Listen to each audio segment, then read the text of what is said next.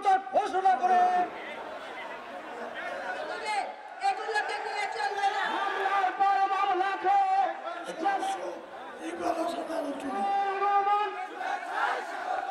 হাসিনা বিদেশে বসে ষড়যন্ত্র করছে, তাহলে আমাদের কি করতে হবে? আমাদের সজাগ থাকতে হবে। একটা নির্দিষ্ট সময়ের মধ্যে নির্বাচন হওয়া প্রয়োজন, যাতে একটা নির্বাচিত সরকার ক্ষমতা গ্রহণ করে আজকে যে বিভিন্ন দাবি দেওয়া হঠাৎ করে জন্মগ্রহণ করেছে। 16 বছরে দেখি নাই, রিক্সাওয়ালাদের দাবিও দেখি নাই, সিএনজি ওয়ালাদের দাবিও দেখি নাই, ট্রাক ওয়ালাদের দাবিও দেখি নাই।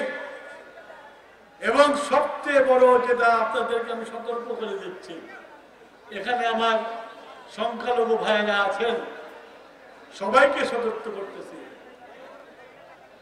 আওয়ামী লীগ এখন মুসলমান আওয়ামী লীগের ছাত্রলীগের কর্মীরা হিন্দু কর্মী হয়ে গেছে। তারাই আবার মিছিল বের করছে,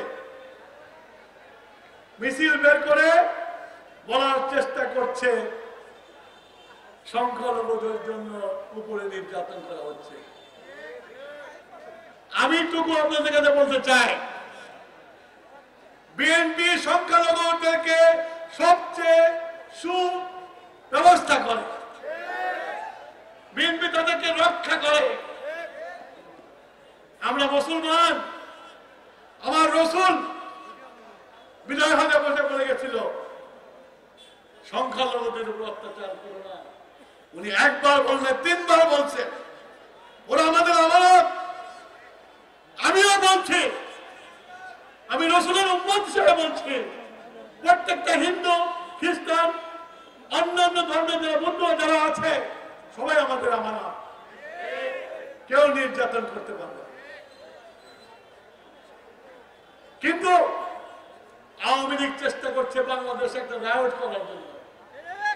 আপনারা সবাই সচেতন থাকুন, এই চেষ্টা যেন ফলপ্রসূ না হয়।